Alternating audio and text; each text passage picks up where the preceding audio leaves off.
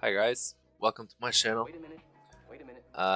If you don't know me, I'm a full-time poker player. I play 510 mostly online, and I'm bringing up some You know, high-stakes hands. excuse me. This is some content that I'm always looking for, and there isn't much of it in YouTube, so I decided to make it for myself. Yeah, we got some hands from this year, from 5100. In this first hand, there's this guy that is a well-known high-stakes MTT rank. I don't really know what he's doing here at 10k NL, but let's see how it develops. So they start the hand pretty deep, 285 to start with. Standard 3-bet size. I don't know how much you should deviate your 3-bet size by being this deep. I mean, if you are 200 deep, maybe you can go like a little bit bigger, but once you go deeper, you're not really incentivized to like put too much money in pre-flop when you have such a big positional disadvantage. So yeah, David Jones here, well-known high stakes reg, of course, comes in with 3x 4-bet and corner calls. Pretty standard c-bets by Davy Jones. King high board is gonna hit all his strongest hands, of course. That the corner doesn't have kings. Maybe he does have kings. This deep probably doesn't 5-bet. So yeah, but ace king probably. Also fast played. I mean, yeah, ace king should always 5-bets, I think. And yeah, pocket ace is always 5-bets, so yeah. Pretty standard small c-bets. Now on the turn, David checks back. And yeah, this is pretty interesting because there's two pots behind. So unless he's trapping with like pocket kings or maybe a king jack suited that he 4-bet bluff with, there's not really much incentive checking back with a strong hand because you can't get the rest of the money in.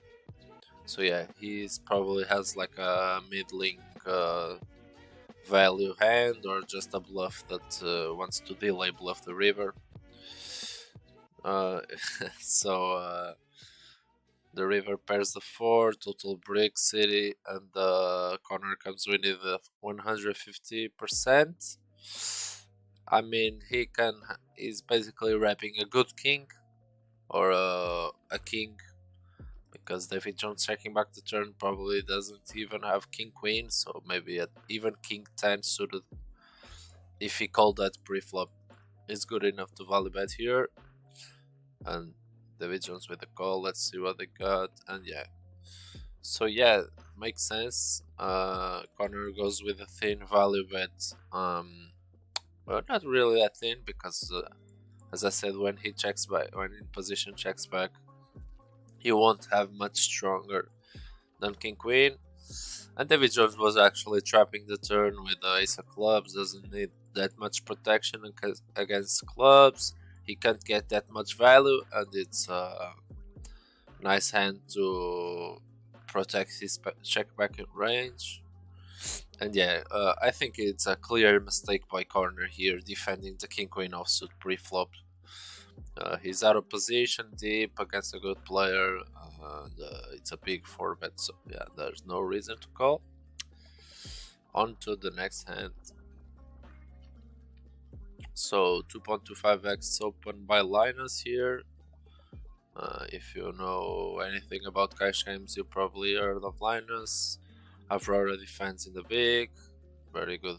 This is actually a sick table here, like all top-notch players.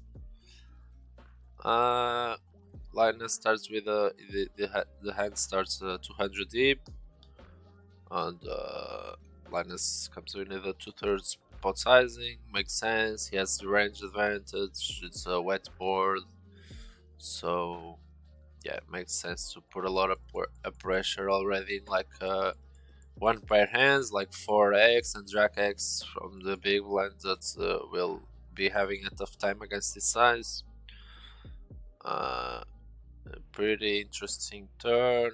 Aurora could possibly have some leading range here. I don't know how being so deep affects that strategy, but yeah, he decides to check. Linus goes with the 3/4 pot size bet, and we got another call. Ace on the river, completes king 10. Doesn't change that much. The only difference is that Linus here can't really value bet king queen anymore. It was already getting a bit thin with a hand on the turn already, and yeah, so probably we'll see some big sizes here, as he doesn't really want to value bet thin here. He wants to value bet like ace queen plus, I would say. So yeah, he comes with the around 150% pot, I think, but less. Oh, and Router fights the check shove here. I'm not really sure. I mean, Linus is wrapping like a full house or a flush, so Aurora should be having a really strong range here. And it's hard to find bluffs, but he's such a good player that he's probably will find some bluffs here. Let's see what they show up with. And yeah, ace 4 was really what I was expecting to be the most value, what he mostly has for value here. So it makes sense. It doesn't really. Maybe he defends pocket jacks just by calling, but he probably check raises the flop. So yeah, ace 4 is really the only hand. But because this is high stakes and there is low rake, he's gonna have ace 4 offsuit.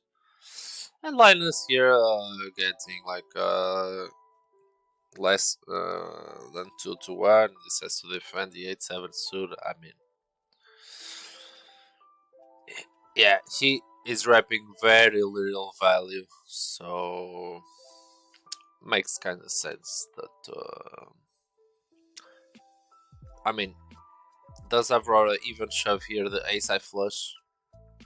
Probably not, right? He's facing like an overbet as a triple barrel on a paired board. Yeah, he blocks aces, but yeah, maybe ace x of spades is good enough to value shove here. Not really sure, but yeah, he's wrapping very little for value, and if he can find like a few bluffs, this call will be good. But against most players, this call is like burning. It's like burning cash, filling your your trash can full of money and lighting it on fire, basically. Next hand, we got Muno Star drivening from the small blinds. Again, 170 deep, high frequency c-bet board.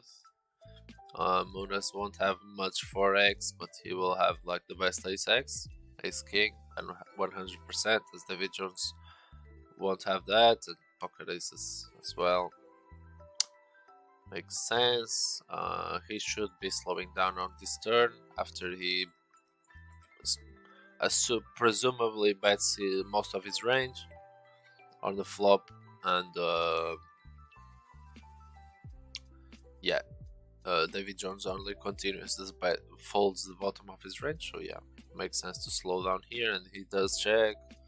David Jones with a 2/3 stab, check call, and he actually leads on this 4 flush river, represented like pocket kings with a heart, could play this way, pocket jacks with a heart, ace jack with a jack of hearts, something like that, and he's very protected because he has pocket queens playing this way.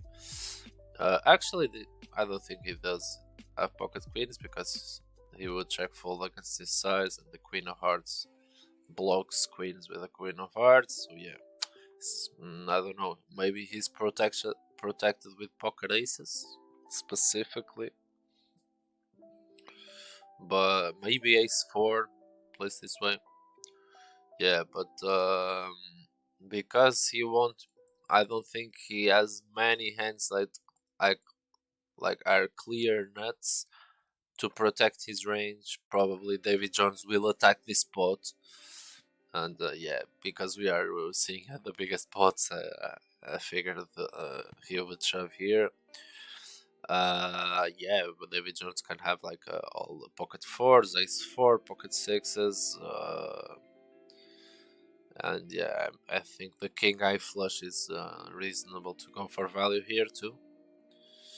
So let's see, yeah, pocket 4s, and the Munas was actually inducing with the king eye flush. That check called the turn. Yeah, tricky play by Munas. He bets and check calls with the nuts on the turn. With the nut flush, I guess. And he actually goes for the induce. Very interesting. Okay, on to the next one.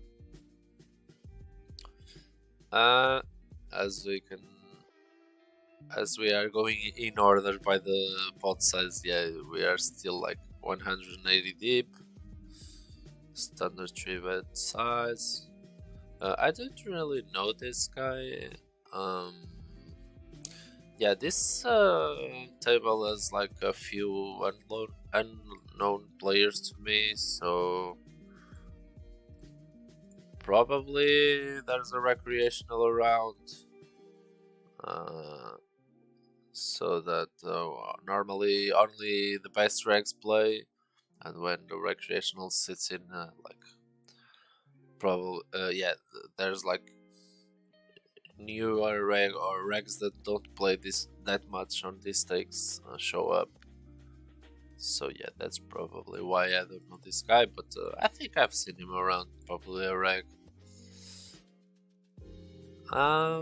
Goes for the half pot sizing on this board, makes sense. This is, I mean, you could see bet range here, but you're deep and the board is very dynamic. You wanna get more value from the top of your range. You can even go bigger than this. But yeah, half pot seems fine. On this 10, there's like the massive ace king advantage, and also queens, and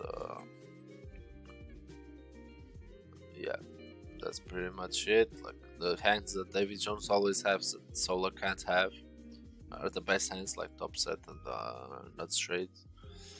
So makes sense that he barrels aggressively on this turn cards. Also completes a lot of draws, like king 9, 8-9 suited. So yeah, pretty dynamic turn card. And yeah, on this river, I suspect like if David Jones was bluffing, he will like bluff 100% of his hands. Like it's that spot that Solo will have to fold like all of his two pairs, probably all of his sets. I mean, so yeah, we got a shove and a call, and David Jones is evaluating with two kings very happily, right? Because I mean, how can he have ace king when you have two kings, and how can he not format the ace king? But yeah, probably this guy Solo is playing some small ball poker here, and decided to only flat ace king offsuit, which I mean should be a fine play, like not a majority play, I would guess, but makes sense that he protects his range with some ace king offsuit when playing deep in position, I guess.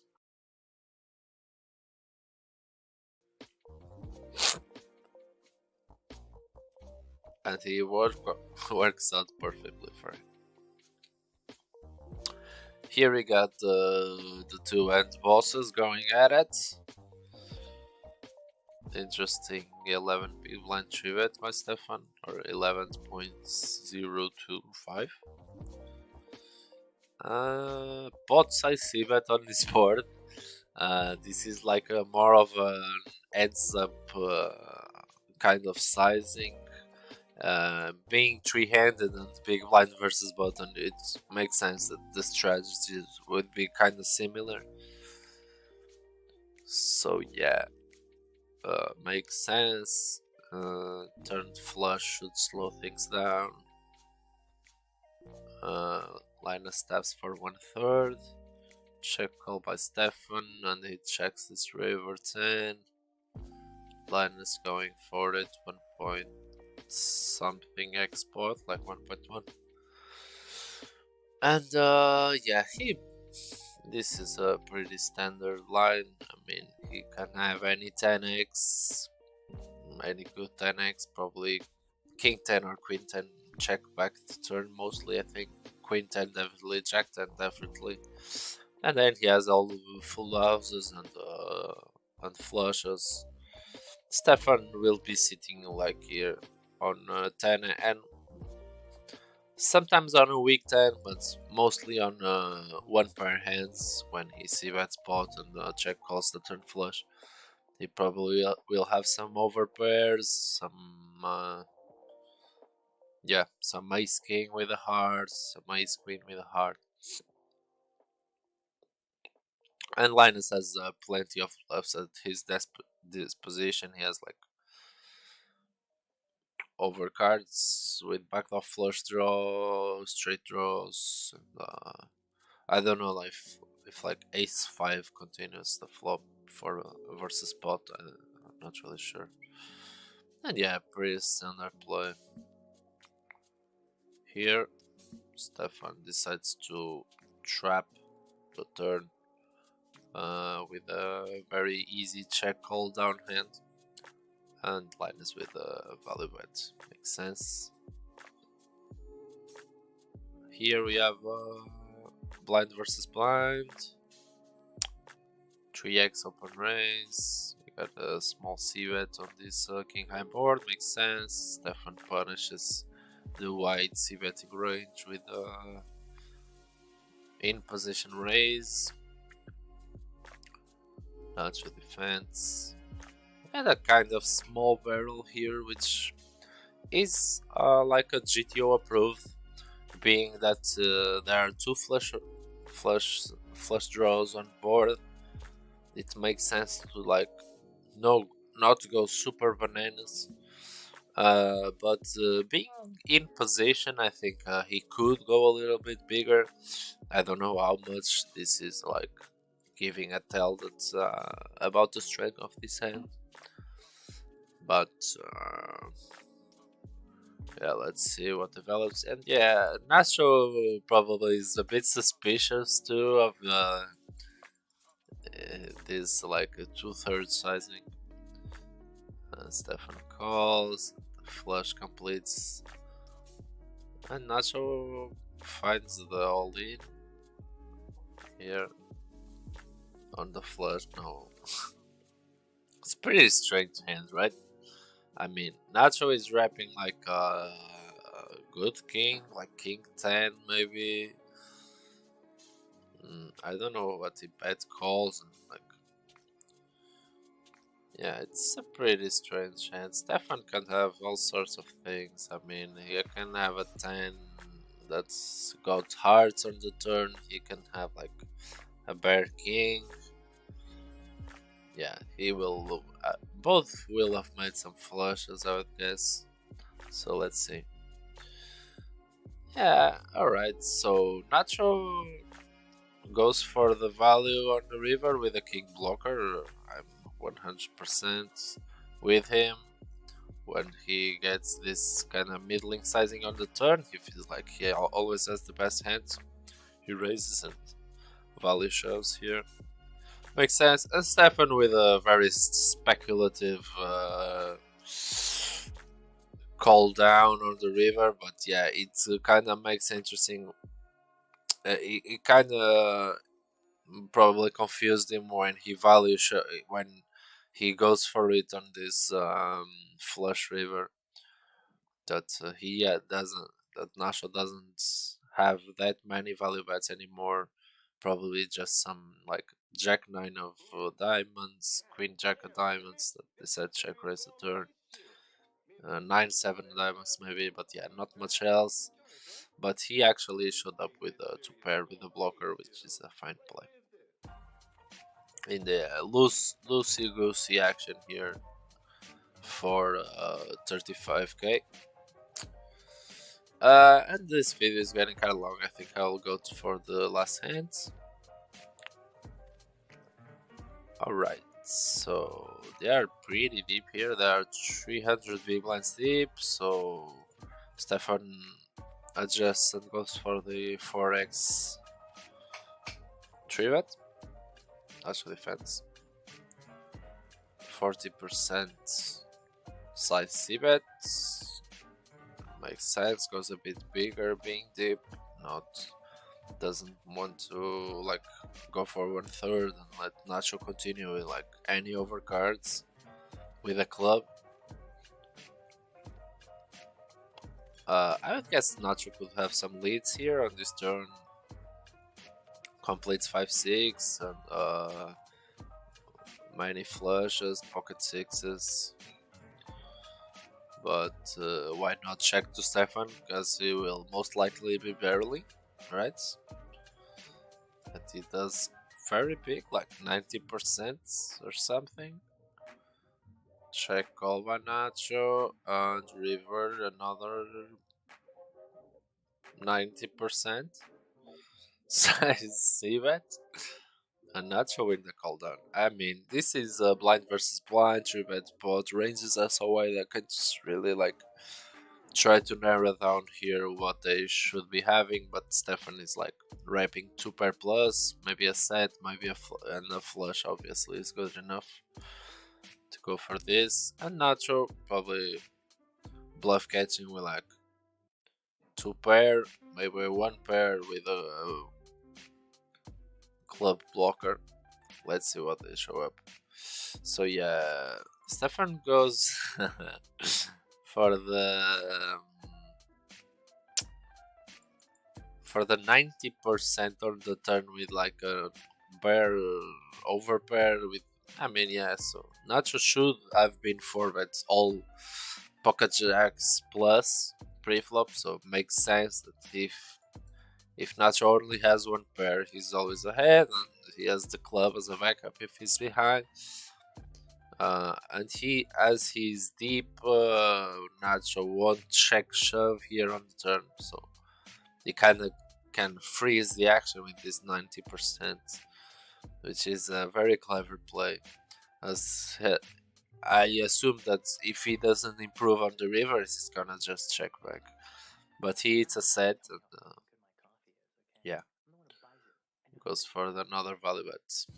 Gets called, we can see his cards, but it's probably like something like 7-8 or 5-6, something along those lines. Maybe pocket 7s with a club, pocket 9s would make sense. I think pocket 9s would check raise the flop mostly, but yeah, maybe he even had the lower sets, like pocket 6s specifically would make sense.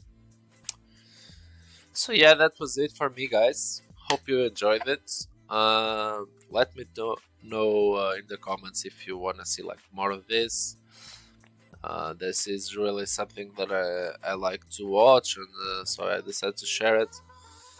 One more thing, I play for one of the most prominent teams in Portugal, which is Polarized Poker. And if you want to, I will leave the link down below so you can, if you speak Portuguese, I mean, if you're in Portugal or Brazil and you'd like to improve your game, we have both a cash stable, MTT stable. Yeah, and they really helped me to get where I am right now. So I thought I will share that down below. Let me know what you think. If you liked, click the like. If you didn't like, click the dislike. And I'll see you soon.